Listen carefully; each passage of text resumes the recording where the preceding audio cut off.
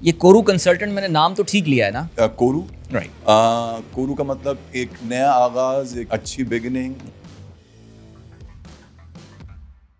نے پاکستان میں بطور کنسلٹنٹ اس پروگرام کو EB2 NIW کو ٹھیک ہے. متعارف کرایا یہاں پہ. They wanted me to do their cases, immigration cases, people who have some sort of exceptional ability. اور پہلے ہمارے ساتھ ہوتا بھی یہی تھا کہ جب لوگوں کو بٹھا کے ہم یہ کہہ رہے ہوتے تھے کہ آپ کو گرین کارڈ ملے گا تو ہمیں ایسے دیکھتے تھے جیسے ہم نے ان سے پتہ نہیں کڈنیز مانگ لی ہیں ان کی دونوں. جو آپ کا CRS ہے، آپ کی ایج اگر زیادہ ہو گئی تو اب آپ PhD بھی ہیں، آپ ایکسپیرینس بھی ہے، آپ کے آئل بھی اچھا آ گیا، لیکن آپ کے پوائنٹ چلے گئے. مدت سے تمنا ہے کہ اقبال کو دیکھوں، ڈھونڈتا پھرتا ہوں میں اقبال اپنے آپ کو، آپ ہی گویا مسافر، آپ ہی منزل ہوں میں. ٹیلی ویژن کے تھرو علی افضل خان شہرت کی بلندیوں پر پہنچتے ہیں. عام طور پہ ٹرکس پہ بھی لکھا ہوتا ہے کہ محنت کر حسد نہ کر. یہ تو اسکیم ہے جی.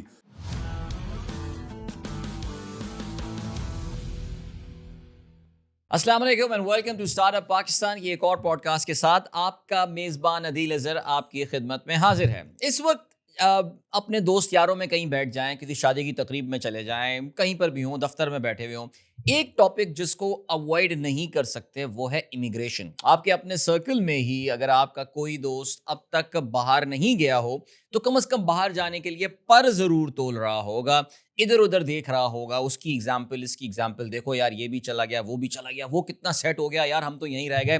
یہ باتیں آج کل کافی زیادہ ہو رہی ہیں. سو آج کی اس پوڈ کاسٹ میں ہم امیگریشن کے ٹاپک کے اوپر ہی بات کریں گے، اور ہمارے پاس ایک صحیح معنوں میں، کیونکہ ایک ہوتا یہ نا کہ جب کوئی کام چلنے لگتا ہے تو اس میں پھر ایک بھیڑ چال شروع ہو جاتی ہے، اور بہت سارے عطائی جو ہیں جنہیں آپ کویکس کہتے ہیں وہ اس بزنس میں گھس جاتے ہیں. لیکن آپ کے لیے ہم ایک جینوئن بونافائڈ امیگریشن کنسلٹنٹ جو ہیں وہ ڈھونڈ کے لائے ہیں، اور شخصیت ایسی ہیں کہ آپ جیسے ہی ان کو دیکھیں گے آپ پہچان جائیں گے، ارے میں تو ان کو جانتا ہوں. تو ذرا ان کی لائف کے حوالے سے بھی بات کریں گے، ان کے کریئر کی بھی بات کریں گے. And then of course our main topic for today is immigration consultant ہیں، professional immigration consultant. I am very excited about this particular talk because بہت سارے ٹاپکس پہ بات ہونے والی ہے.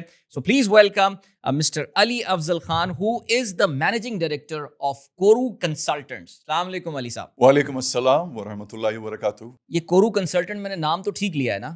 بالکل ٹھیک لیا ہے آپ نے. اور یہ نام کہاں سے ڈھونڈ کے لائے؟ بڑا یونیک سا نام ہے. ہاں، یہ ایکچولی بہت سارے لوگ سمجھتے ہیں کہ یہ شاید انگلش ورڈ ہے، لیکن یہ کہ یہ انگلش ورڈ نہیں ہے، کیونکہ ہماری company New Zealand based company ہے. جو کہ اب تھوڑا سا نیوزی لینڈ کا کام تھوڑا سا کم ہو گیا ہے. ان کی جو کیٹیگریز ہیں تھوڑی سی اب بہت زیادہ اب شرنک ہو چکی ہیں، ان کی ڈیمانڈ بڑھ چکی ہیں، اس لیے. لیکن نام اب تک جوں کا تو ہے کورو. کورو کا مطلب ایک نیا آغاز، ایک اچھی بگننگ، ڈان ان انگلش. یہ وہ نیوزی لینڈ کی جو ماؤری لینگویج، وہاں کی جو ماؤری لینگویج، ان کی انڈیجنس لینگویج ہے، اصل لوگ جو وہاں کے ہیں. بالکل بالکل بالکل. علی افضل خان صاحب، سر ٹیلی ویژن ڈرامے ہم آپ کو جانتے ہیں. میں یہ بولوں کہ بچپن سے آپ کو دیکھ رہا ہوں تو آپ شاید مائنڈ کر جائیں. نہیں، میں جوانی سے آپ کو میں ٹی وی پہ دیکھتا ہوا آ رہا ہوں. سب سے پہلے تو یہ بتائیے کہ آغاز کہاں سے کیا؟ میں consultancy, again I will come back to this, I know آپ you guys want to listen about this, we will talk about this. لیکن ظاہر ایک شخصیت ہمارے سامنے ایسے آئی ہیں جن کو ہم نے بہت سارے سپر ہٹ ٹی وی ڈراموں میں دیکھا. یہ آغاز کہاں سے ہوا ٹی وی ڈراموں کا؟ بچپن سے شوق تھا کہ میں ٹی وی ایکٹر بنوں گا؟ نہیں، بچپن سے بالکل شوق نہیں تھا. بچپن سے شوق تھا سنگنگ کا. اچھا. اور ہمیشہ سے میں اور میرے بڑے بھائی علی امجد خان ہمیشہ سنگنگ کمپٹیشن میں اسکول میں. تو اسکول کے اندر ہمیں فلمی گانے گانے کی اجازت تو ہوتی نہیں تھی، تو وہ جو نیشنل سانگز ہوتے تھے صحیح، تو اس میں ہمیشہ میں اور میرے بڑے بھائی جو کہ اب ان دنوں امریکہ میں مقیم ہیں، تو وہ میں اور وہ ہمیشہ پارٹیسپیٹ کرتے تھے. تو ایک نیشنل سانگز اور نعتیں پڑھتے تھے اور ہم پڑھتے تھے. ٹھیک. تو مجھے میرا جو پہلا شوق تھا وہ سنگنگ تھا. اوکے. اور کوئی مخصوص سنگر جو آپ کو بہت پسند ہو، جس کو آپ کہتے ہو بس سنگر میں ایک فیوریٹ ہوتا ہے نا آپ کا، کون تھا بچپن میں؟ بچپن میں تو مجھے اتنا مطلب یہ کہ یہ نہیں تھا کہ کون سا سنگر ہے. بچپن میں ڈفرینٹ گانے پسند تھے. وہ کشور کے بھی تھے، صحیح، وہ مہدی حسن خان صاحب کے بھی تھے، وہ کہیں مائیکل جیکسن بھی تھے. واہ. اور پھر لیکن جب میں تھوڑا سا میچور ہوا اور تھوڑا سا میں نے موسیقی کو سمجھنے کی کوشش کی، تو مجھے میرے آل ٹائم فیوریٹ محمد رفیع. کیا بات، زبردست. محمد رفیع از مائی آل ٹائم فیوریٹ سنگر. صحیح. And he was a great singer no doubt. And a great human being also. ہمیشہ ان کے بارے میں یہی I am his dye hard جسے کہتے ہیں نا فین. اینڈ بالکل.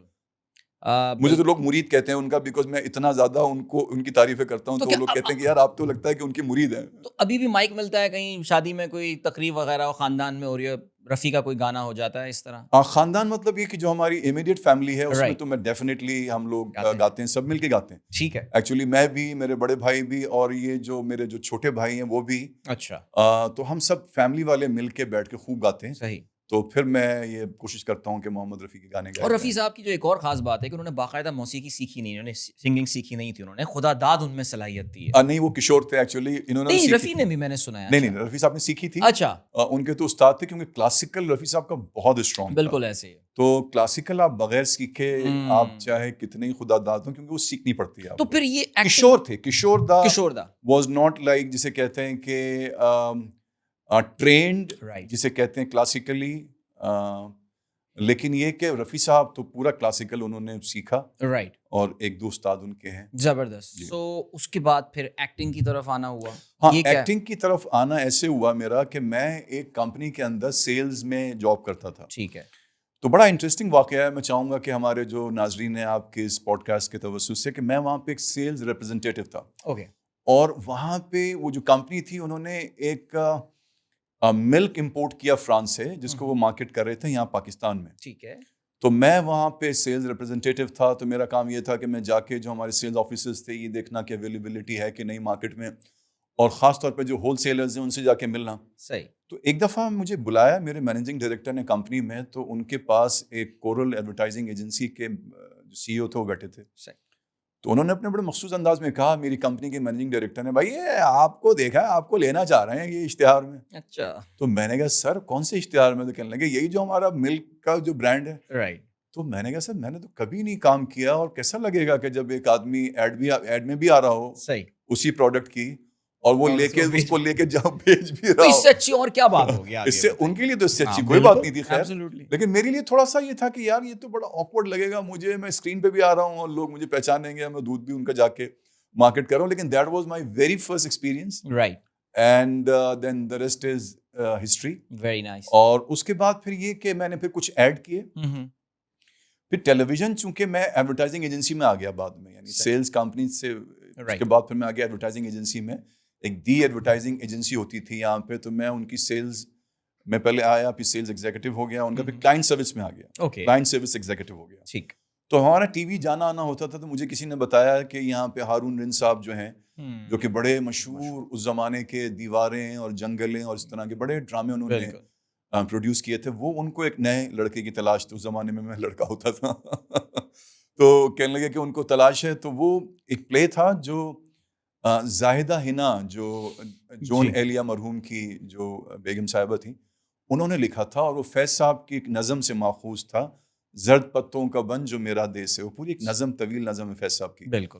تو زرد پتوں کا بن یہ ایک پلے تھا, جو کہ سیریل بھی آج کل میں نے دیکھا آن ایئر ہے, لیکن ہم نے تو ایک لانگ پلے کیا تھا. تو میں جب گیا پہلی دفعہ تو میں بڑا ڈرا سا بیٹھا تھا اسٹوڈیو میں, کیونکہ ہارون رند صاحب بیٹھے ہیں, فرید نواز بلوچ صاحب بیٹھے ہیں, اور گلاب چانڈیو, اور اس زمانے کی ساری جو سندھی کریم ہوتی تھی, یعنی سارے ایکٹرز تھے, ٹاپ ناچز ایکٹرز, سب بیٹھے تھے. تو خیر میں نے پہلی دفعہ اسکرپٹ پڑھا تو میرا خیال تھا کہ مجھے ریجیکٹ کر دیں گے ڈیفینیٹلی یہ, لیکن یہ کہ وہ چونکہ مجھے تھوڑا سا ایج تھا زبان کا, تو مجھے سلیکٹ کر لیا گیا, اور اس طرح سے میں نے میرا پہلا play, I think that was made in 1993 اور دیٹ واز ایئرڈ in 1994. اور اس میں آپ کے ساتھ ہیروئن کون تھی؟ میرے ساتھ اس میں کو اسٹار تھی فضیلہ قاضی. صحیح. اوکے. آپ ہیرو تھے؟ میں ہیرو تھا اور وہ ہیروئن تھی. صحیح. اور پھر آپ مشہور ہو گئے؟ اور اس کے بعد میں مشہور نہیں ہوا. اچھا, نہیں ہوئے؟ وہ اس کے بعد میں بالکل مشہور نہیں ہوا. ویسے تو مشہور ہو گیا میں, میرا خیال تھا کہ میں مشہور ہو گیا. صحیح. لیکن یہ کہ مجھے کئی مہینے تک جب کوئی کال نہیں آئی تو مجھے سمجھ بھی نہیں آیا, میں بڑا سائیکولوجیکلی ڈسٹرب ہو گیا کہ یار میں نے کیا ایسا بھی, اتنی بری ایکٹنگ بھی نہیں کی. بری ایکٹنگ تو میں نے خیر کی تھی اس میں تو کوئی شبہ نہیں ہے, کیونکہ میرا پہلا پلے تھا, مجھے کچھ نہیں پتا تھا اس میں کہ کیمرہ کیسے کہتے ہیں. جبکہ فضیلہ کو مجھ پہ ڈیفینیٹلی ان کو ایک ایج تھا مجھ پہ, کیونکہ وہ پہلے سے اسٹیبلش ہو چکی تھی ایز این ایکٹریس. تو اب دیکھیں جب پہلی دفعہ آپ ایکٹنگ کرتے ہیں, آپ نے پتہ نہیں ایکٹنگ کی ہے کہ نہیں کی ہے, آپ نے ہوسٹ تو کی ہے, لیکن جب ایکٹنگ کے اندر مووز بھی ہوتے ہیں, ڈائلاگز ہوتے ہیں, اسٹریسز ہوتے ہیں, پازز ہوتے ہیں, بالکل, اور پی ٹی وی کے اندر تو بڑا اس زمانے میں بڑی میتھڈ ایکٹنگ بہت خیال کیا جاتا تھا کہ ان جی چیزوں آپ نے یہ بولنا ہے، پھر ایسے چائے اٹھانی ہے، پھر یوں کر سپ لینا ہے، پھر یوں رکھنا ہے، پھر یہ پلٹنا ہے، پھر اس کو اسٹریس دینا ہے. تو آپ کو جب وہ پوری طرح باندھ دیتے تھے تو پھر آپ ایکٹنگ کب کریں گے بتائیے؟ تو وہ بڑا مشکل تھا میرے لیے. رائٹ. لیکن یہ کہ اس کے بعد پھر آہستہ آہستہ مجھے کالیں آنا شروع ہوئی. میں نے کہا بھائی میں سب کے ساتھ کام کرنا چاہتا ہوں. یہ صرف ضروری نہیں کہ ہارون صاحب کی ایک لابی تھی وہ کام کرتے تھے. اور اس کے بعد پھر میں نے the very first director whom I worked with was Haider امام رضوی صاحب. زبردست. ان کے ساتھ پھر میں نے کئی پلیز کیے، کئی مشہور پلیز کیے. And as I've said, the rest has been history. Television کے تھرو علی افضل خان شہرت کی بلندیوں پر پہنچتے ہیں. پھر ایسا لگتا ہے کہ جیسے آہستہ آہستہ جو ہے وہ اسکرین سے تھوڑا سا غائب ہونا شروع ہو جاتے ہیں، روحانیت کی طرف کچھ رجحان ہو جاتا ہے. ذرا اس اپنی جرنی کے بارے میں اگر آپ ہمیں بتا سکیں. جی ضرور، بالکل. میں علامہ اقبال کے چند 4 مصرے پڑھنا چاہتا ہوں. روحانیت کی آپ نے بات کی تو ہم سب ہی دیکھا جائے تو روحانیت ہم سب میں ہے. لیکن یہ کہ چونکہ اس کو ہم ایکسپلور اس طرح نہیں کر پاتے جس طرح سے اللہ توفیق دے تو ہم کر پائیں. تو وہ مجھ میں پہلی ایک کرن نمودار ہوئی، ایک لگن، ایک بیدار ہوئی، اور وہ شوبز کے ماحول میں ہوئی جہاں پہ مٹیریلسٹک ورلڈ ہے، ریس لگی ہوئی ہے، ایک دوسرے کے پیچھے کرنا ہے، آگے نکلنا ہے، پیسہ کمانا، یہ ساری چیزیں سر فہرست ہوتی تھیں. تو وہ علامہ اقبال نے کیا کہا ہے کہ مدت سے تمنا ہے کہ اقبال کو دیکھوں کہ اس کی جدائی میں بہت اشک فشانی. اقبال بھی اقبال سے آگاہ نہیں ہے، کچھ اس میں تمسخر نہیں واللہ نہیں ہے. ڈھونڈتا پھرتا ہوں میں اقبال اپنے آپ کو، آپ ہی گویا مسافر، آپ ہی منزل ہوں میں. تو یہ جب اپنے آپ کو جاننے کا سفر شروع ہوتا ہے تو میں نے اسی زمانے کے اندر ایک پلیٹ فارم میں مجھے پتہ چلا کہ وہاں پہ قرآن پہ ریسرچ کیا جاتا ہے. الرحمن الرحیم .com ایک پلیٹ فارم کا نام تھا.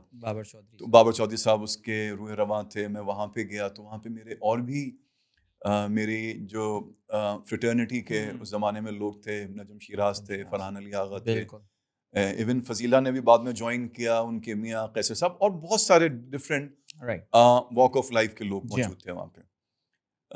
تو پھر یہ کہ کچھ عرصے کے بعد پھر وہ پلیٹ فارم پہ کچھ میرے اصولی اختلافات ہوئے وہاں پہ جو روح رواں تھے بابر چودھری صاحب سے.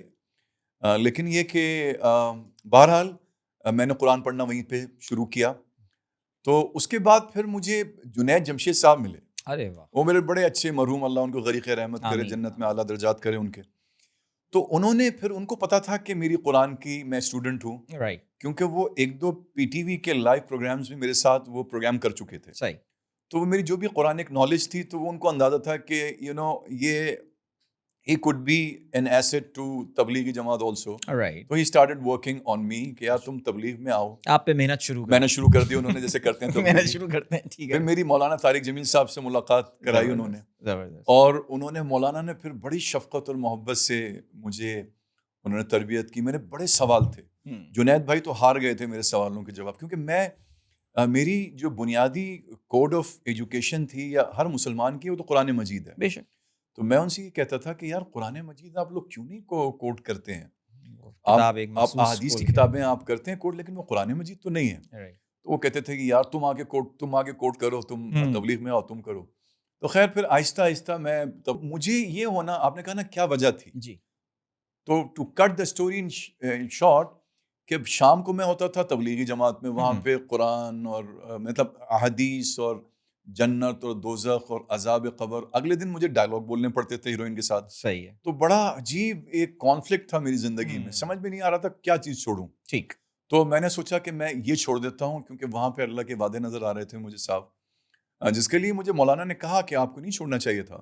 اچھا، یہ مولانا نے بولی، یہ بعد میں کہی انہوں نے مجھے یہ بات کہ آپ کو نہیں چھوڑنا چاہیے تھا. اس کی وجہ یہ بتا رہے تھے وہ کہ آپ کے ذریعے بہت سارے لوگوں کو اللہ ہدایت دیتا، یہ وجہ تھی. لیکن بہرحال میں نے اس لیے کیا کہ میں سمجھتا تھا کہ اگر میں نہیں چھوڑوں گا تو بہت مشکل ہو جائے گا میرا نکلنا اس فیلڈ سے. نہیں، لیکن یہ ڈیسیشن، شہرت کا اپنا ایک نشہ ہوتا ہے علی صاحب، اور اس کو چھوڑنا اتنا آسان نہیں ہوتا. جی. سو گھر والوں نے، دوستوں یاروں نے کہا تو ہوگا کہ سوچ لو، دیکھ لو اس بارے میں.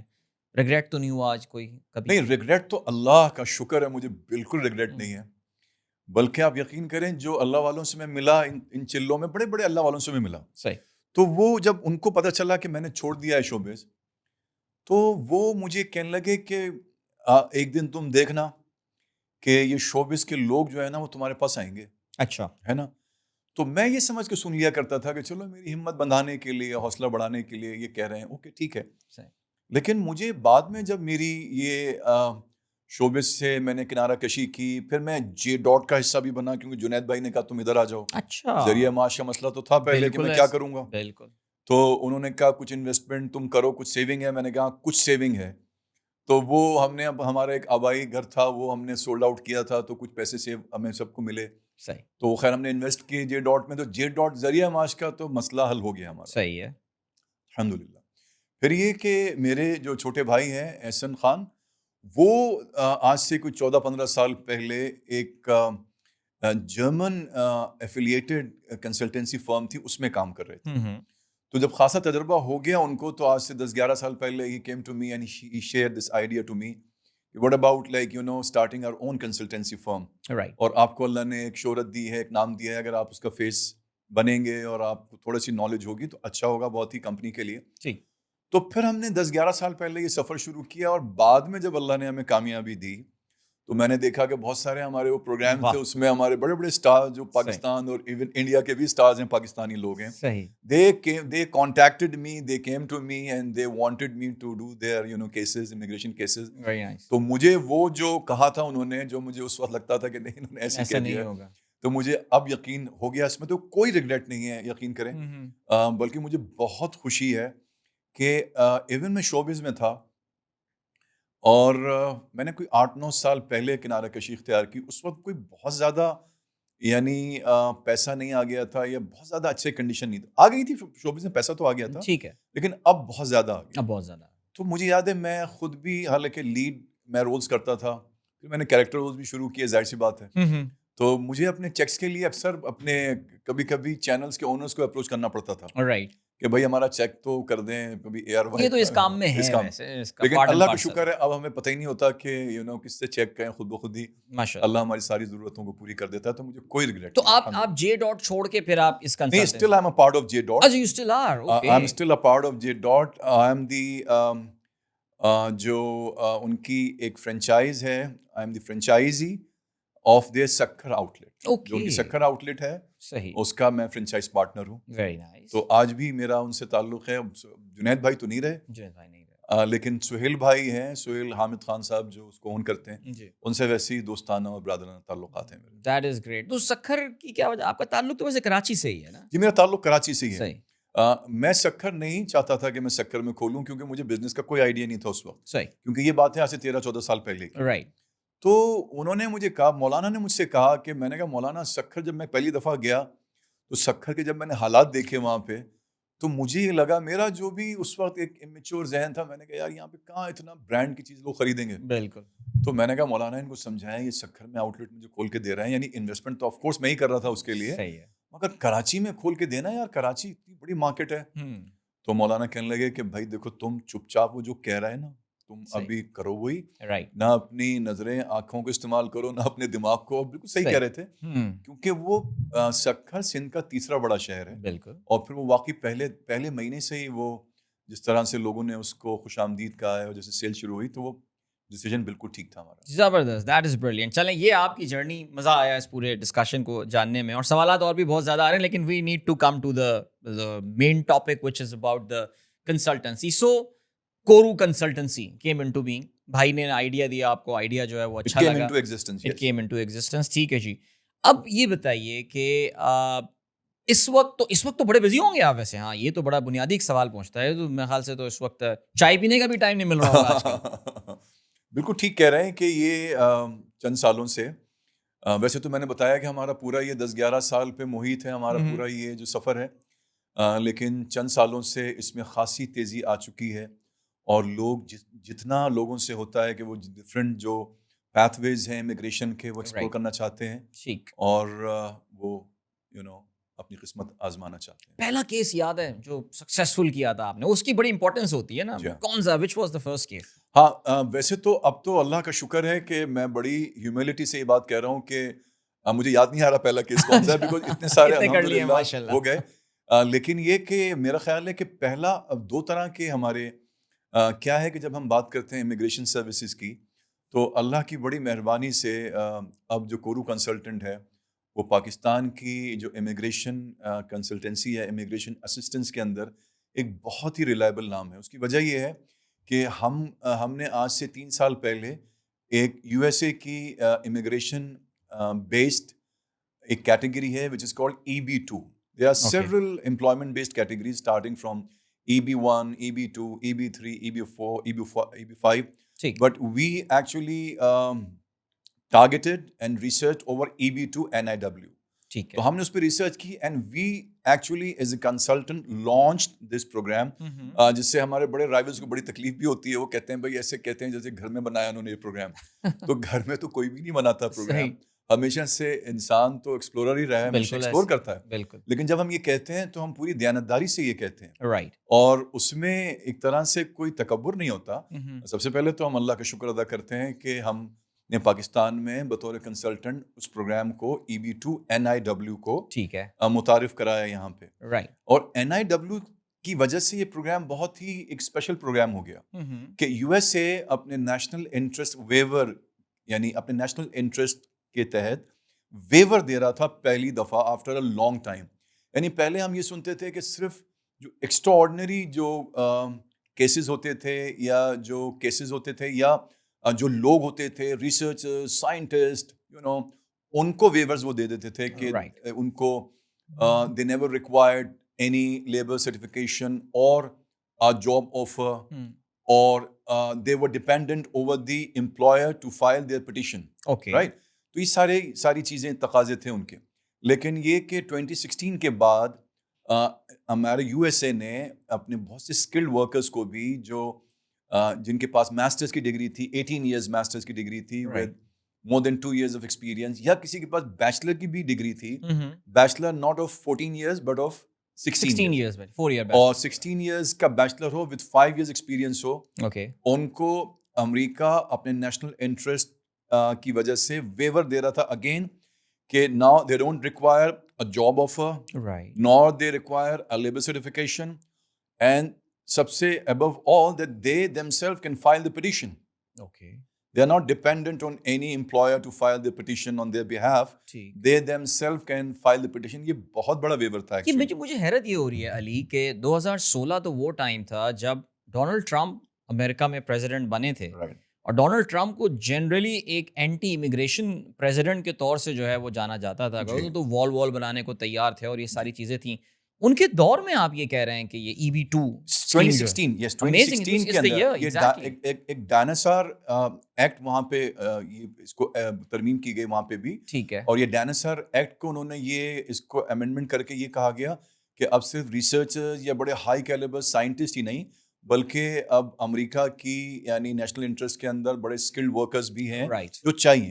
اور آپ بالکل صحیح کہہ رہے ہیں کہ ڈونلڈ ٹرمپ کے دور میں تو بہت زیادہ اس نے ایکسلریٹ نہیں کیا، لیکن یہ کہ as soon as the Joe Biden ٹوک چارج اس میں بڑی ایکسلریشن آ گئی. اور ایکسلریشن بھی آ گئی اور خاصے لوگوں کے پھر کووڈ بھی آ گیا 2019 کے بعد. صحیح. پھر وہ جو ان کا جو ان کی ریکوائرمنٹ تھی وہ کووڈ کی وجہ سے اور بڑھ گئی. رائٹ. کیسے بڑھ گئی؟ بیکاز کووڈ کے دوران انہوں نے اپنے جو امپلائیز تھے ان کو انہوں نے کہا وہ گھر بیٹھیں.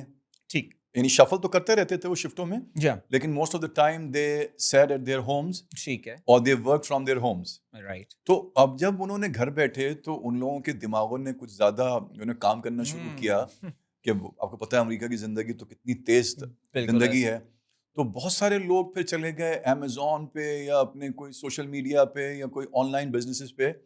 تو بے شمار لوگوں نے they quit their jobs. This is what happened after Covid. Great resignation کہا جاتا ہے اس فینومینن کو. اور ہم سنتے ہیں ویسے تو تقریباً 5 to 6 million people quit their jobs. تو ان کا ایک ٹرموائل پیدا ہو گیا ان کی مارکیٹ میں، اور جس کی وجہ سے پھر یہ اور EB2 NIW سکسیسفل رہا. تو مزیدار بات سے میں یہ کہہ رہا ہوں کہ ہمارے جو کمپیٹیٹرز تھے جب ہم نے یہ لانچ کیا تو یہ آپ کوشچن پوچھ لیں تو اچھا ہے. نہیں میرے ذہن میں سے جو آ رہی تھی بات وہ یہ آ رہی تھی کہ اس کا پروسیس میں جاننا چاہ رہا تھا کہ ایک بندہ ہے جس کا آپ نے بتایا کہ 16 ایئرس کی بیچلر ایجوکیشن یا 18 ایئرس کی ماسٹر ایجوکیشن ہے اور اس کے پاس ایکسپیرینس ہے. سو ایج لمٹ وغیرہ اس میں کوئی ہوتی ہے؟ بیکاز ظاہر ہے لوگوں کو تجسس ہوگا, میرے لیے بھی یہ ایک نیا تعارف ہے, مجھے نہیں پتا تھا. اور کیا یہ ویزا بغیر, آپ کہہ رہے ہیں بغیر کسی جاب آفر کے بھی آپ وہاں پہ پہنچ جاتے ہیں؟ What is the path to the green card there? Because یہ ایک نئی, اور اگر آپ کا کمپیٹیٹر جیسا آپ نے بولا کہ اس کو اس پہ شک ہو رہا تھا, تو شک تو مجھے بھی ظاہر ہے اس وقت ہو رہا ہے کہ یار یہ کون سی چیز ہے. بیکاز ہم تو یہ سمجھتے تھے کہ وہاں پہ جیسے انڈینز بڑی تعداد میں جا رہے ہوتے ہیں, جاب آفرز لے کر جا رہے ہوتے ہیں, وہ ایک سرٹن ویزا کی کیٹیگری ہوتی ہے وہاں پہ, اس وقت مجھے اس کا نام یاد نہیں آ رہا, جس کو پھر آپ انہوں نے کافی کرٹیل کرنے کی کوشش بھی کر رہے ہیں. So how does this work? اگر تھوڑا سا آپ اس پروسیس سے ہمیں لے کر چلیں. جی بالکل. اچھا, آپ نے پہلی کیٹیگری تو بتا دی اس کی, جو EB2 NIW کی. Actually there are 2 categories. Okay. ایک تو ہے ایڈوانس ڈگری ہولڈر, جس میں یو رائٹلی سیڈ کہ اس کے اندر ماسٹرز والے, ماسٹر ایڈوانس ڈگری جن کے پاس ہے 18 ایئرز آف ایجوکیشن ہے, یا اس پہ ایون ہائر ہیں, PhD کی ہوئی ہے انہوں نے, یا ڈاکٹریٹ ہیں اگر وہ ہیں, وہ لوگ تو ہیں. اور پلس ایک اور سب کیٹیگری ہے EB2 NIW کی, which is called exceptional ability. People who have some sort of exceptional ability professionally, I mean, right? تو اس میں 3 fields ہیں, science, arts and business. Okay. یعنی you could be exceptional in the field of science, arts and business. تو اگر آپ اپنی ان تینوں فیلڈ میں, آپ ایز این آرٹسٹ بھی ہیں, آپ ایک کمپیئر ہیں, آپ ایک ایکٹر ہیں, ریڈیو جاکی کے چانسز ہیں وہاں پہ. ہاں بالکل ہیں. اگر آپ ایکسیپشنل ہیں اپنی فیلڈ میں, جیسے ماشاء اللہ آپ ہیں, تھینک یو سو مچ, جیسے ماشاء اللہ آپ ہیں. ایکسیپشنل کا مطلب یہی ہے کہ اپنی فیلڈ میں ایکسیپشنل, یعنی it's not about the profession is exceptional, no no, right. You need to be exceptional in your like in your profession. بہت سارے اینکرز ہوں گے, بہت سارے ایکٹرز ہوں گے, بہت سارے میوزیشینز ہوں گے, مگر اس میں آپ ایکسیپشنل ہیں. تو اس لیے ایسی سائنس ہے, ایسی آرٹس ہے. تو یہ 2 فیلڈز, 2 سب کیٹیگریز ہیں اس کی. اور بالکل آپ صحیح کہہ رہے ہیں کہ اس میں جاب آفر ریکوائرڈ نہیں ہے, حالانکہ امپلائمنٹ بیسڈ کیٹیگری ہے, which is very hard to believe. اور پہلے ہمارے ساتھ ہوتا بھی یہی تھا کہ جب لوگوں کو بٹھا کے ہم یہ کہہ رہے ہوتے تھے کہ آپ کو گرین کارڈ ملے گا, تو ہمیں ایسے دیکھتے تھے جیسے ہم نے ان سے پتہ نہیں کڈنیز مانگ لی ہیں ان کی دونوں. It was so good to be true at that point of time. تو لیکن یہ کہ اللہ کا شکر ہے, وہ جو کچھ ہم نے کہا وہ ہوا. اچھا, مزیدار بات کیا ہوئی, دیکھیں مزیدار بات یہ ہوئی کہ وہ کہتے ہیں نا کہ بلکہ آپ تو عام طور پہ ٹرکس پہ بھی لکھا ہوتا ہے کہ محنت کر, حسد نہ کر. حسد بڑی بری چیز ہوتی ہے, بے شک. تو وہ جب وہ لوگ آئے اور لوگ ہمارے پاس آنا شروع ہوئے, تو جو ہمارے کمپیٹیٹرز تھے جو 20-20 سال سے بیٹھے ہوئے تھے, ان کو یہ 10-12 سال پہلے جو لوگ آئے تھے وہ ایک آنکھ نہیں بھائے. رائٹ. اچھا, وہ ان کو کرنا یہ چاہیے تھا کہ اگر ہم ایک چیز مارکیٹ کر رہے تھے تو ان کو ود آل آنیسٹی ریسرچ کرتے اس پہ, اور اگر اس کے اندر کچھ ان کے بریڈ اینڈ بٹر کی بات ہوتی تو خود بھی مارکیٹ کرتے. ایک انٹیلیجنٹ آدمی کو تو ایسے ہی کرنا چاہیے. بے شک. مگر انہوں نے کیا کیا شروع میں, انہوں نے they started criticizing us very hardly. صحیح. اور انہوں نے جناب ہم پہ پروفیشنل فتوے دینا شروع کر دیے, ناٹ مذہبی فتوے. مطلب انہوں نے کہا جی پروگرام ہی یہ جو لیجیٹیمیٹ ہے, یہ تو اسکیم ہے جی. رائٹ. اب میرے لیے اس وقت بڑا مشکل تھا, میں ایک فیس تھا کمپنی کا, میں اللہ سے دعا بھی کرتا تھا, یا اللہ یہ تو اسکیم, مطلب بڑے بڑے لوگ کہہ رہے ہیں اسکیم ہے یہ. صحیح. اور سچی بات ہے شروع میں تو کچھ ٹیسٹ کیس کے طور پہ ہم کر رہے تھے. ٹھیک. تو اب وہ بیچارے پھنس گئے یہ کہہ کے. اب دیکھیں چیزیں ہوتی ہیں ڈاکومنٹڈ. جب میں آج کچھ کہہ رہا ہوں تو میری ایک بات ڈاکومنٹڈ ہے, کل آپ مجھے کہہ سکتے ہیں آپ نے تو یہ کہا تھا اس میں, رائٹ. تو وہ چونکہ کہہ چکے تھے کہ جناب یہ اسکیم ہے, انلیجیٹیمیٹ ہے, یہ جی ایویں ہی کہہ رہے ہیں, ان کی نا پٹیشن اپروو نہیں ہوں گی. دیکھیں یہ آپ وہ کر تو لیں گے, پیسے لے لیں گے آپ سے فرنٹ پیمنٹ, لیکن petition will certainly not be approve. تو لیکن پھر اللہ کی مہربانی سے پٹیشن اپروو ہو گئی. پھر انہوں نے کہا جی پٹیشن تو اپروو ہو جائے گی, نو NVC will never contact you for visa filing. Right. وہ NVC کا لیٹر بھی آ گیا. پھر انہوں نے کہا جی پھر یہ ان کا انٹرویو نہیں ہوگا, اور وہ انٹرویو بھی ہو گیا. پھر انہوں نے کہا جی ان کو ویزا گرانٹ نہیں ہوگا. اللہ کی مہربانی سے اب ویزا گرانٹ بھی ہو گئے. تو اب انہوں نے کیا کیا, انہوں نے چند مہینے پہلے, یا شاید ہارڈلی 8-10 مہینے پہلے, ان کو کسی نے سمجھایا بھائی جان یہ آپ نے پہلے خامخواہ اس کو حرام قرار دیا ہوا ہے, اس سے آپ کو تو آپ اپنا نقصان ہی کر رہے ہیں. رائٹ. کہ اگر آپ اس کو حلال قرار دے دیتے جو کہ ہے وہ, تو آپ کچھ نہ کچھ شیئر لے لیتے اس چیز سے اپنا. تو پھر وہ انہوں نے they actually return from their words. Right. اور انہوں نے پھر ہماری پروسیسنگ ٹیم میں سے ایک ہمارا جو انٹرن ہی ایک بچہ آیا تھا جو سیکھ رہا تھا, کیونکہ اس کو انہوں نے ہائر کیا وہ بچے کو, صحیح, وہ جا کے انہوں نے پروسیسنگ کی. تو یہ سب, اور جب بھی میں کہتا ہوں وہ تو عز من تشاء و تو ذل من تشاء, تو ان کو بڑی زور سے تکلیف بھی ہوتی ہے تو یہ کہ بھائی علی یہ پورا process how long does it take, یعنی اپلیکیشن فائلنگ سے لے کر لینڈنگ ان امریکہ تک, یہ کتنا لمبا پروسیس ہوتا ہے؟ کہ امریکہ کا تو میں نے یہ سنا ہے بہت ٹائم لیتے ہیں امیگریشن میں, ویزا دینے میں, انٹرویو کے. اب تو کووڈ کے بعد سے 1.5 سال جو لوگ وزٹ ویزا پہ خاص طور سے جا رہے ہوتے ہیں ان کو تو بہت لمبا ایک ٹائم ڈیوریشن دی جاتی ہے. So how long is that duration? اچھا, سب سے اچھی بات یہ ہے کہ جو آپ بالکل صحیح کہہ رہے ہیں, فیملی بیسڈ امیگریشن ہوتی ہے, رائٹ, تو وہ دے you know take so long, کیونکہ وہ فیملی بیسڈ ہوتی ہے. بالکل. لیکن امپلائمنٹ بیسڈ کا چونکہ اس کی بائی ڈیفینیشن ایسا کوئی بھی, وہ انہوں نے ویو تو کیا ہوا ہے اس کو, لیکن آف کورس ان کے پاس امپلائمنٹ ہی کرنی ہے, آپ نے جا کے وہاں پہ جاب کرنی ہے. ٹھیک, تو وہ ان کی لیبر مارکیٹ میں کوئی بھی جاب ایسی تو نہیں ہے کہ وہ 10 سال 20 سال تک انتظار کرے. تو سب سے اچھی بات یہ ہے EB-2 NIW کی کہ یہ 2 سے 3 سال maximum, which is a very short time period if it is compared with other immigrant categories. So you'll find it pretty shorter than other categories. Because family based تو میں نے بتایا کہ جیسے لوگ آپ پوچھیں کسی کو کہ آپ کے بھائی نے کیا ہو گیا, 15 سال ہو گئے, 15-20 سال ہو گئے, 18 سال ہو گئے. تو سب سے اچھی بات یہ ہے کہ اگر آپ نے آج اسٹارٹ کیا تو ود ان لائک 2-2.5 سال 3 سال کے اندر اندر, اس میں 6 مہینے آپ کم بھی کر لیں اور 6 مہینے بڑھا بھی سکتے ہیں, تو 2-2.5 سال کے اندر ہو جاتا ہے. میں پتہ ہی میں آپ کو بتاتا ہوں, ابھی آپ نے یہ 15-20 سال کی بات کی, میرے ایک بڑے اچھے قریبی دوست جو میں نے اپنے انٹرو میں بولا تھا نا, کسی نہ کسی کے سرکل میں کوئی نہ کوئی امیگریٹ آج کل کر رہا ہے, انہوں نے 2007 میں اپنی اپلیکیشن جو ہے وہ فائل کی تھی. 17 سال بعد جا کے ان کا جو ہے وہ فیملی ویزا کے تھرو, جو فیملی کیٹیگری ہوتی ہے اس میں, تو اب جا کے وہ ہیوسٹن میں لینڈ ہوئے ہیں. تو اس وقت تو ان کی شادی ہوئی تھی, اب ماشاء اللہ بچے بڑے بڑے ہو گئے ان کے. سو علی یہ تو ہمیں بڑا اچھا سمجھ میں آ گیا, یہ EB-2 NIW جو آپ نے کیٹیگری بتائی ہے آئی تھنک, اور باقی ساری تفصیلات نیچے آپ دیکھ سکتے ہیں, وہ سب آپ کے پاس اویلیبل ہوگی ان آر ڈسکرپشن. اگر آپ کانٹیکٹ کرنا چاہیں تو ظاہر ہے آپ کورو کنسلٹنٹ کی ٹیم آپ سے رابطہ کر لے گی اس میں. بٹ میں I was going through your website, اور اس میں ایک اور کیٹیگری جس کا ذکر ہوا ہے وہ E2 انویسٹمنٹ ویزا ہے. یعنی اب ہر کسی کے پاس تو ظاہر ہے اس لیول کی ایجوکیشن یا جو آپ نے پروفیشنل ایکسلنس کی آپ نے بات کی ہے وہ نہیں ہوتی. I think this is an alternate to landing in America as well. تھوڑا اس کے بارے میں بتائیے. ہاں بالکل, بہت اچھا آپ نے سوال کیا, because it's a very good جسے کہتے ہیں pathway for those who do not have that academic history اور ایکسپیرئنس. بیکاز یہ E2 سب سے پہلے تو یہ ایک امیگرینٹ کیٹیگری نہیں ہے, یہ ایک نان امیگرینٹ کیٹیگری ہے, اور اس میں کامیابی کی صورت میں آپ اور آپ کی فیملی, یعنی آپ اور آپ کی اسپاؤز اور آپ کے وہ بچے جو 21 سال سے کم عمر ہیں, ان کو 2 سال کا ویزا ملتا ہے, اور آپ کے اسپاؤس کو بھی وہاں پہ جاب آتھرائزیشن سرٹیفکیٹ ملتا ہے, یعنی وہ جاب بھی کر سکتے ہیں وہاں پہ. تو سب سے پہلی بات تو یہ کہ it's not an immigrant category, it's a non immigrant category, but it is one of the fantastic categories. Why? Because اس کے اندر آپ کے پاس اگر $75,000 سے لے کے $1 لاکھ ہو, جو کہ تقریباً 2 کروڑ تقریباً بنتے ہیں, 2.5. اور آپ کے پاس ایک اچھا بزنس پلان ہے جس میں you can always have a startup business, right, or you can buy one of the existing businesses also there, جو اس میں آ جائیں $1 لاکھ کی اس میں. اور سب سے پہلے تو آپ کو بہت شکر ادا کرنا چاہیے بینگ اے پاکستانی, جہاں پہ ہمیں بہت شکایتیں ہیں پاکستان سے. وہاں پہ آپ کو پتہ ہے کہ سب سے بنیادی جو تقاضا ہے, اس کا ریکوائرمنٹ ہے جو مینڈیٹوری ہے, وہ یہ ہے کہ you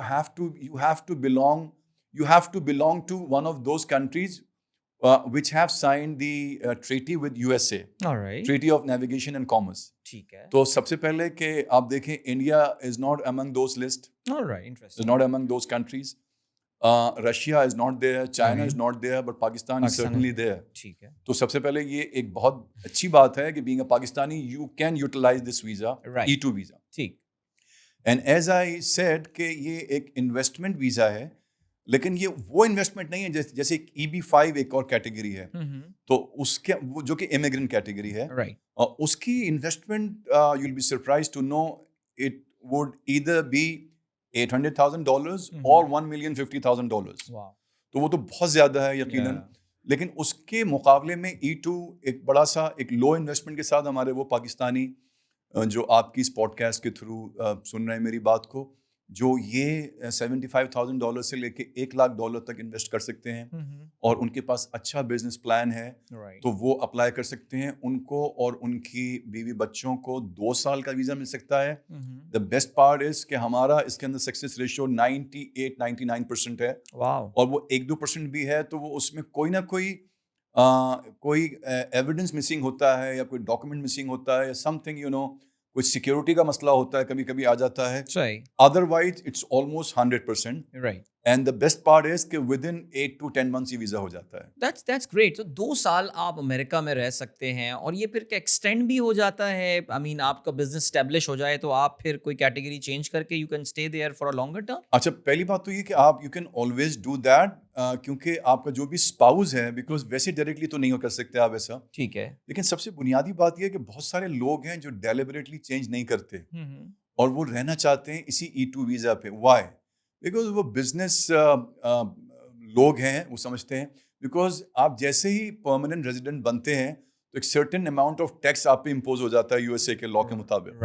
جبکہ اگر آپ E2 ویزا پہ ہوتے ہیں تو آپ ابھی ریزیڈنٹ ہی نہیں ہیں وہاں کے, تو خاصا ایک سگنیفیکنٹلی آپ کو آپ کو انکم دینی پڑتی ہے.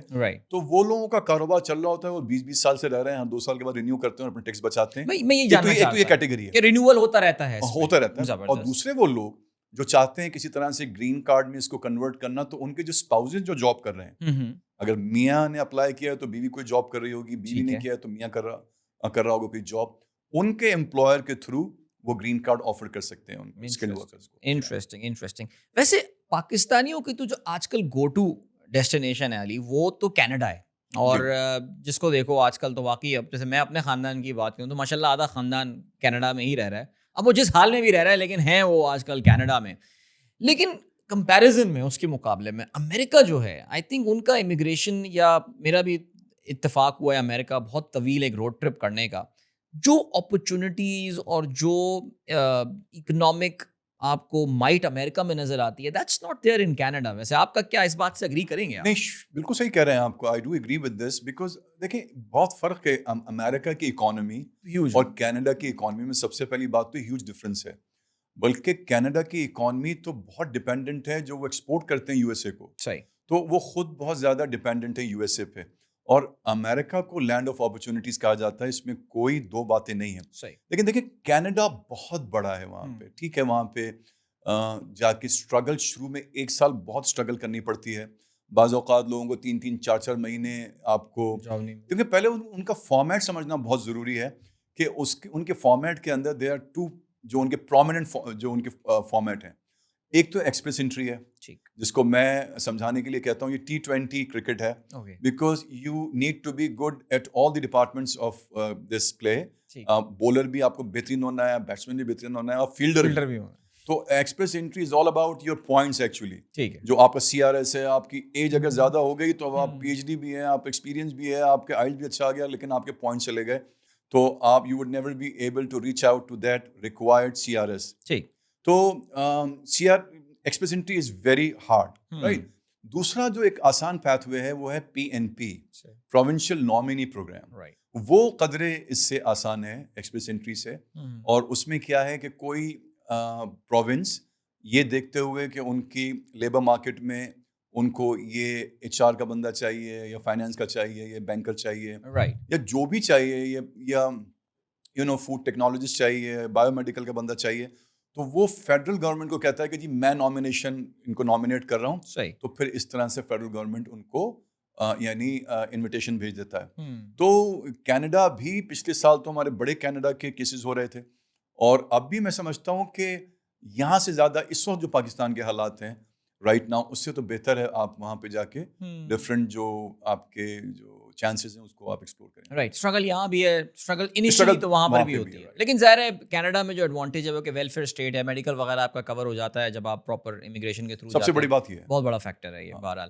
اچھا, اب ذرا سا تھوڑا سا ذرا امریکہ کینیڈا تو بات چلتی رہتی ہے. ہم پاکستانی امیگریشن کے لیے یورپ کو بہت کم, سوائے برطانیہ کے. برطانیہ میں بھی امیگریشن اب اتنی آسان نہیں ہے, وہ تو جو 60s 70s 80s میں لوگ جا کے بس گئے تھے, جن کی اب 2nd 3rd جنریشن رہ رہی ہے, وہ تو خیر اپنی جگہ. لیکن ماڈرن ٹائمز میں یورپ میں امیگریشن تھوڑا سا چیلنجنگ ہے کیا ہے, یا یہ غلط فہمی ہے ہماری؟ یورپ میں بھی اپرچونیٹیز ایگزسٹ کرتی ہیں امیگریشن کے لیے؟ دیکھیں یورپ کے اندر خاص طور پہ جو یورپین کنٹریز ہیں جو کہ بہت ہی سکسیزفل, میں جب کہتا ہوں تو مطلب اکنامکلی ان کا جو سکسیزفل ہے, لائک جرمنی ہے, اٹلی ہے, اور کچھ اور کنٹریز ہیں, ان کی امیگریشن, یہ بات صحیح ہے, اتنی آسان نہیں ہے. جرمنی کی بھی امیگریشن اتنی آسان نہیں ہے. ایون جرمنی کے اندر وزٹ ویزا بھی اتنا آسان نہیں ہے کہ اگر آپ کو وزٹ ویزا بھی لینا ہے پہلی دفعہ تو somebody has to take this responsibility on your behalf کہ اگر میں جرمن سٹیزن ہوں تو میں انوائٹ کر رہا ہوں اور میں ریسٹ ایشور کر رہا ہوں کہ you will go back to your country. جب تک میں یہ نہیں کروں گا تب تک ویزا وزٹ کا بھی نہیں ملے گا. تو یہ بات تو ہے, لیکن دوسرے پیتھ ویز ہیں, لائک جیسے ان کا ایک بہت ہی ہم نے اس کو بھی مارکیٹ ہم کرتے رہے ہیں, اور وہ بھی ہمارے 10 میں سے اللہ کی مہربانی سے 8-9 کیسز ہمارے ہوتے ہی ہوتے تھے. بہت سارے اس وقت کورو کنسلٹنٹ کی وجہ سے اور اللہ کی مہربانی سے لوگ جرمنی کے اندر موجود ہیں جو جاب سیکر ویزا, جو بہت ایک زمانے میں پاپولر تھا, اور اس کے بعد پھر تھوڑا ٹف ہو گیا کیونکہ بہت سارے وہ لوگ آ گئے جو صرف گھومنے پھرنے کے لیے جانا چاہتے تھے وہاں پہ. ان کو نظر آیا کہ یار یہ تو بڑا اچھا جاب سیکر ویزا, JSV جاؤ 6 مہینے کے لیے, اور اس میں کوئی 10-11 ہزار یورو کی ایک قید ہے, وہ رکھوا دو 6 مہینے کے لیے, وہ 6 مہینے میں مل جائے گا آپ کو جا کے, تو گھوم پھر کے آ جاؤ. تو بڑے نان پروفیشنل لوگ بھی جا رہے تھے. So that particular category of that visa was being exploited by so many Pakistani, unfortunately. تو اس لیے تھوڑا ہارڈ کر دیا انہوں نے اس کو. پھر اس کے بعد پھر ایسا نہیں تھا کہ ہر ٹام ڈک اینڈ ہیری کو مل رہا ہو, تو اس کا انٹرویو بڑا سخت تھا. مگر آج بھی job seeker visa is a very good جسے کہتے ہیں pathway to go and search a job, جس کو انہوں نے اب مزید ایکسٹینڈ کر دیا فار another 6 months. تو یعنی 6 مہینے کی جگہ آپ 1 سال تک جا کے جاب سرچ کر سکتے ہیں. سو besides that program there is another program جس میں اگر وہ پوائنٹ بیسڈ ہے اگین, تو اس میں اگر آپ کے پوائنٹس اتنے بن جاتے ہیں تو آپ کو اپرچونٹی کارڈ مل سکتا ہے. Again by getting that opportunity card you can go to Germany and you can find out a job within a time span of 12 months, which is a great, میں سمجھتا ہوں اپرچونٹی. اس کا نام ہی opportunity card ہے اسی لیے.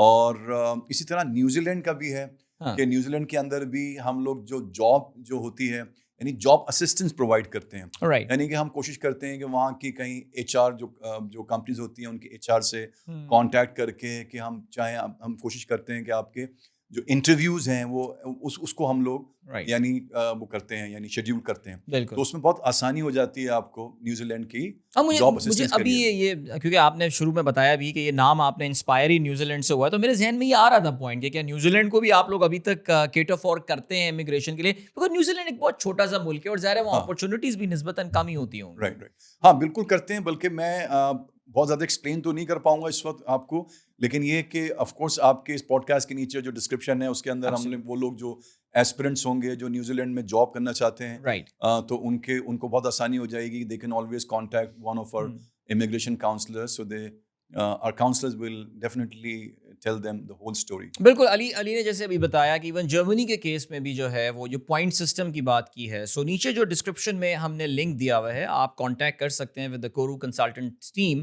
اور somebody will be assigned to you جو کہ آپ کو یہ پوائنٹس کیلکولیٹ کر کے بتا دے گا کہ whether you qualify for that 1 year stay there in Germany اس ویزا کے لیے.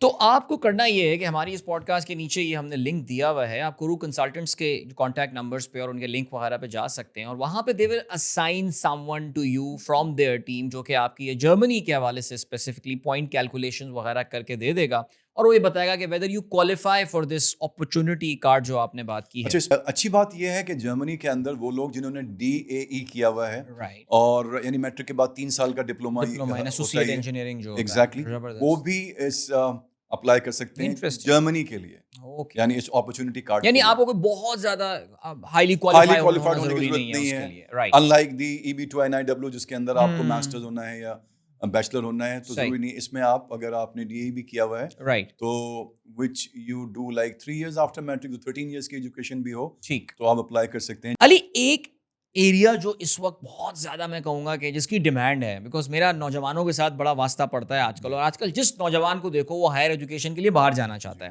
سو آپ لوگ یہ اسٹوڈنٹس کے لیے بھی کنسلٹنسی پرووائڈ کرتے ہیں فار ڈفرنٹ کنٹریز؟ Certainly. بلکہ یہ چونکہ ہم بات کر رہے تھے بھی امیگریشن کی، تو بات نہیں ہو سکی اسٹوڈنٹس کی. دو طرح کی ہماری اسسٹنس ہیں. ایک تو بالکل امیگریشن اسسٹنس ہے ہماری رائٹ. جو ڈفرینٹ کنٹریز کے لیے which we have talked lot about USA, Canada, Germany وغیرہ. اور ایک ہے کہ جو ہمارے اسٹوڈنٹس کو جو گائیڈ لائن چاہیے ہوتی ہے, گائیڈنس چاہیے ہوتی ہے, جو اپنا بیچلر کرنے کے لیے یا ماسٹرز کرنے کے لیے ہائر ایجوکیشن کے لیے جانا چاہتے ہیں USA, Canada, Germany and some other European countries, تو ان کو بھی اسسٹنس پرووائڈ ہم کرتے ہیں. رائٹ. اور بہت زیادہ اسٹوڈنٹس کو فائدہ ہوتا ہے اس سے. تو یہ this is the other branch of services which we offer.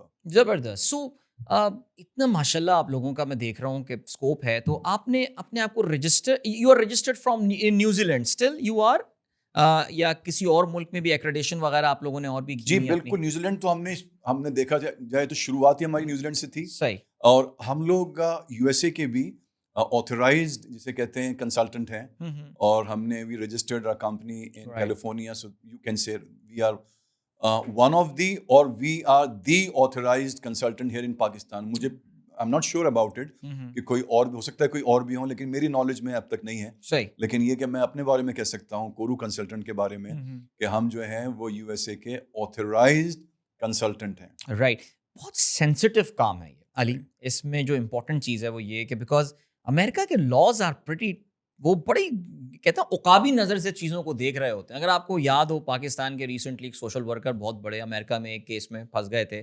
So how do you make sure, I mean کیا پروسیس ہوتا ہے, I mean as a customer, میں ایز اے کلائنٹ آپ کے پاس جاتا ہوں, سو اپنے پروسیس کے بارے میں تھوڑا سا ہمیں بتائیے کہ کیا ایکسپرٹیز آپ کے پاس ہے وہاں؟ بالکل صحیح کہہ رہے ہیں آپ. سب سے بنیادی بات تو یہ ہے کہ جیسے میں اپنے جتنی بھی کلائنٹس ہوتے ہیں ان کو میں یہ کہتا ہوں کہ ایلیجیبل ہونا ایک بات ہے, اور کوالیفائی کر جانا اس ویزے کے لیے دوسری بات ہے. True. Except some of the pathways, like جیسے کینیڈا کا ایکسیپشنلبلٹی ہے, کینیڈا کا ایکسپریس انٹری پروگرام. ٹھیک. تو کینیڈا کا جو ایکسپریس انٹری پروگرام ہے, جس کے بارے میں نے آپ سے کہا کہ وہ T20 پروگرام. صحیح ہے. تو اس میں تو it's very easy to tell you, because I will start counting your points, اور I can exactly tell you کہ آپ کا 100% ہو جائے گا. ٹھیک. لیکن یہ کہ بہت سارے پروگرامز پوائنٹ بیسڈ نہیں بھی ہیں. رائٹ. تو اس میں ہم یہ کہنے سے قاصر رہتے ہیں کہ بھائی آپ کا یہ 100% ہوگا کہ نہیں ہوگا. تو وربلی بھی ہماری کمٹمنٹ یہی ہوتی ہے کہ ہم آپ کو اسسٹنس پرووائڈ کر رہے ہیں, رائٹ. نہ کہ یہ کہ آپ کو گارنٹی کر رہے ہیں 100% کہ آپ کو ویزا ہو جائے گا. اور ہم نے اپنی جو فی اسٹرکچر ہے اس کو ڈیزائن بھی اس طرح سے کیا ہے کہ اگر خدا نخواستہ کسی کلائنٹ کا نہ ہو, کیونکہ یہ بات صحیح ہے کہ اگر دو لوگ کرتے ہیں ایک کا نہیں ہوتا اور ایک کا ہو جاتا ہے, پرابیلٹی گیم ہوتی ہے, اور وہ ہمارے ہاتھ میں ہوتا نہیں ہے. سچی بات یہ ہے, ہمیں نہیں پتا USA کے لیبر مارکیٹ میں کیا اس وقت ان کی پرائرٹی ہے. ویسے تو انہوں نے STEM کہہ کے, یعنی STEM, science, technology, engineering and mathematics کہہ کے یہ تو بتا دیں کہ ان کی پرائرٹیز کیا ہیں. لیکن پھر بھی ہمارے یہاں بہت سارے HR کے لوگ, فائنینس کے لوگ, IT کے لوگ, اور بہت سارے ایسے لوگ جو جینیرک فیلڈ سے تعلق رکھتے ہیں, ان کا بھی ہوا ہے. تو اس لیے ہم وربلی اور کانٹریکچولی کوئی ایسا کمٹمنٹ نہیں کرتے جو بعد میں ہمیں خود جس کے لیے شرمندگی ہو, اور ہمیں جیسے آپ نے کہا بہت سینسٹیو معاملہ ہے تو پھونک پھونک کے قدم رکھنا پڑتا ہے. یہ بات ٹھیک ہے. آئی think this was Ali, it was a very good discussion, اور آئی تھنک ہمیں بہت کچھ جاننے کو, اور ہماری جو آڈینس ہے ان کو بھی کافی کچھ پتا چلا ہوگا. ایک چیز میں ایڈ کر دوں صرف, please please please, wrapping it up, کہ نہ صرف یہ کہ ہم USA کے کیلیفورنیا میں کنسلٹنٹ رجسٹرڈ ہیں, بلکہ IEE جو کہ ان کا ایک ایکریڈیٹڈ ان کی جو ایجوکیشنل باڈیز ہیں جو آپ کی ڈگریز کو انڈورس کرتی ہیں اور ویریفائی کرتی ہیں, انٹرنیشنل ایجوکیشنل ایویلویشن, تو ان کے بھی وی آر دی آتھورائزڈ جسے کہتے ہیں consultant here in Pakistan. That is wonderful. اور یہ اسٹوڈنٹس کے لیے خاص طور سے, ہماری آڈینس زیادہ تر نوجوانوں پر مشتمل ہوتی ہے, تو ان کے لیے بھی یہ بڑی اچھی بات ہے. But I think this was a good discussion, اور جس چیز کو میں نے علی بڑا انجوائے کیا وہ یہ تھا کہ focus was on the US. اور ورنہ عام طور سے امیگریشن کا نام سنیں کینیڈا ذہن میں آ جاتا ہے, you offer services for Canada, لیکن جو مجھے لگا ہے وہ یہ کہ آپ کی جو ایکسپرٹیز لائز ٹورڈز دا US, جس میں ہر کوئی میرے خیال سے ہاتھ نہیں ڈالتا آج کل. صحیح کہہ رہے ہیں, بالکل ایسے ہی ہے. اور سب سے زیادہ کامیاب, دیکھیے میں بتاؤں آپ کو, ہماری الحمدللہ کوئی 300 سے زیادہ پٹیشنز اپروو ہو چکی ہیں. یعنی یہ 300 سے زیادہ مطلب ان 300 لوگوں کو گرین کارڈ ملے گا, 300 فیملیز کو ملے گا, رائٹ. اور کچھ کو کوئی 25-30 لوگوں کو تو مل چکا, یعنی ان کو ویزا مل چکا ہے. رائٹ. تو آج نہیں تو کل وہ لوگ جائیں گے USA اور ان کو within 30 to 90 days کا ٹائم ہوتا ہے گرین کارڈ مل جائے گا. تو I think it's a huge success, اور اس کو جتنا ہم شکر ادا کریں اللہ تعالیٰ کا کہ اس نے ہمیں کامیابی دی. We have got a very fantastic team. ہمارے جو امیگریشن کاؤنسلرز ہیں وہ بہت اچھے ہیں, ہمارے جو پروسیسنگ مینیجرز ہیں, میں نے جیسے بتایا ہمارے رائیولس تو ہمارے جو انٹرنیز آتے ہیں ان کو لے کے پروسیس کروا رہے ہیں, لیکن یہ کہ یہ بھی ہماری سکسیس ہی ہے. تو I am so thankful to you also that you have invited me in the podcast, اور بہت سارے لوگوں کا بہت فائدہ ہوگا اس سن کے. ایک سوال ابھی ایک اور میرے ذہن میں, ڈسکشن تو چلے ہی جائے گا, ظاہر ہمیں کہنے کے تو فل اسٹاپ لگانا ہے. یہ ٹورسٹ ویزا کے لیے بھی آپ کوئی پرووائڈ کرتے ہیں؟ جی بالکل, ٹورسٹ ویزا خاص طور پہ یو ایس اے کا یا کینیڈا کا زیادہ تر لوگ انٹرسٹڈ ہوتے ہیں. جیسے میں نے بتایا کہ یورپین کچھ جو ٹورسٹ ویزے ہوتے ہیں تھوڑے سے کمپلیکیٹڈ ہو جاتے ہیں, لیکن کینیڈا اور یو ایس اے کا خاصا آسان ہو جاتا ہے, وچ از یو ایس اے کا تو کالڈ B1 B2 ویزا, بالکل, جس میں ٹورزم کا بھی ہے اور آپ ایز اے بزنس ریکی کے لیے بھی استعمال کر سکتے ہیں. یعنی اگر آپ کو جا کے وہاں پہ کچھ بزنس کے لیے ریکی کرنا ہے یا اپنے آپشنز دیکھنے ہیں تو یہ دونوں آپشنز کو کور کرتا ہے یہ ویزا. بالکل ہم آفر کرتے ہیں وہ بھی, اور کچھ کلائنٹس ہمارے آپ کو پتہ ہے میری زندگی میں کافی ٹریول وغیرہ, اللہ کا بڑا کرم ہے, احسان ہے کہ ٹریول کیا ہے ذرا. میری زندگی میں میرا صرف ایک ویزا ریجیکٹ ہوا ہے اور وہ کینیڈا کا. ریئلی یقین کریں, مجھے یاد ہے وہ ای میل آتی ہے ان کی نا, وہ جب ای میل کھلی میں اپنے آفس میں اس وقت کھڑا ہوا تو لٹرلی میں اپنی سیٹ پہ آگے بیٹھ گیا میں نے, اور انہوں نے کچھ 2 پیجز کا لیٹر مجھے لکھ کے بھیجا. یعنی جتنا وہ مجھے کہہ سکتے تھے نا, تم میں یہ بھی غلطی ہے, تم میں یہ بھی غلطی ہے. میں نے امی کو فون کر کے بولا امی میں اتنا برا ہوں کیا, مجھے کینیڈا نے ویزا ریجیکٹ کر دیا. لیکن خیر اس کے بعد میں نے ان پروٹیسٹ کا بھی ویزا اپلائی نہیں کیا ان کا. میں نے کہا نہیں کرنا مجھے اپلائی. اب جب تک اپلائی کریں انشاءاللہ ہو جائے گا. میں سوچ رہا ہوں جب جسٹن ٹروڈو مجھے فون کر کے خود نہیں بلائے گا میں نہیں جا رہا کینیڈا. میں نے سوچ لیا ہے. اچھا which year was that? This was 2019. یا اس وقت وہ رائٹ لیفٹ اینڈ سینٹر ویزے ریجیکٹ کر رہے تھے. ابو دھابی سے پروسیسنگ ہوا کرتی تھی, مجھے نہیں پتا اب بھی وہاں سے ہوتی ہے نہیں ہوتی, I don't know about it. But وہ مجھے جب پتا چلا کہ میرے بہنوئی وہ انہوں نے لیٹر بھیجا تھا, ان کے لیے بھی یہ ایگو کا معاملہ تھا. He got very angry. He went to the member of parliament there. They said کہ I really can't do much about this, کہ آج کل یہی ہو رہا ہے پاکستانیوں کی جنرلی ٹورسٹ وزٹ ویزا اس وقت ریجیکٹ ہو رہے تھے. سو بہرحال خیر نو ریگریٹس. اس کا فائدہ یہ ہوا کہ we extended in our stay in U S A, اور وہ بڑا اچھا ایک پورا ٹرپ رہ گیا تھا. لیکن بہرحال I think it was a great discussion, بہت مزہ آیا. اور آخر میں ایک سوال جو پوچھوں گا جہاں سے ہم نے اسٹارٹ کیا تھا, ایکٹنگ کو مس کرتے ہیں, کبھی موقع ملا تو دوبارہ کریں گے, کچھ سوچا ہے؟ کبھی موقع لگا اور وقت, کیونکہ اب میرے پاس اتنا وقت نہیں ہوتا, خاصی پیشہ ورانہ جو ہے وہ ذمہ داریاں ہیں. ٹھیک. لیکن میں ہمیشہ کہتا ہوں کوئی ایسا کوئی سبسٹینشیل کوئی چیز ہوئی رائٹ تو میں انشاءاللہ ضرور وقت نکالیں گے. بیکاز ماشاء اللہ ابھی بھی آپ کہہ رہے تھے اس وقت آپ نوجوان, ابھی بھی نوجوان ہی لگتے ہیں آپ, ابھی بھی ہو سکتا ہے کہ ایک سرٹن رول میرے ذہن میں آ رہے ہیں, لیکن وہ ہم اس ریکارڈنگ کے بعد بات کریں گے اس میں. بٹ تھینک یو سو مچ, بہت شکریہ. You welcome. آئی ہوپ آپ لوگوں نے اس ڈسکشن کو انجوائے کیا ہوگا. ہمارے ساتھ علی افضل خان, ایک جانا پہچانا چہرہ پاکستان کے ٹیلی ویژن کا. ایک زمانے میں ماشاء اللہ بڑی ضرورت ہوا کرتے تھے یہ ٹی وی اسکرینس کی. اب آپ کو اندازہ ہوا کہ ہی از اے پروفیشنل دے ہے جو کہ کنسلٹنسی, امیگریشن کنسلٹنسی میں ماشاء اللہ اپنے جھنڈے گاڑ رہے ہیں اس وقت. Thank you so much for watching. I hope this podcast was great learning for you like it was for me. انشاءاللہ اپنے اگلے پوڈکاسٹ میں ایک زبردست سے اور مہمان کے ساتھ عدیل اظہر آپ کی خدمت میں حاضر ہوگا. تب تک کے لیے اللہ حافظ.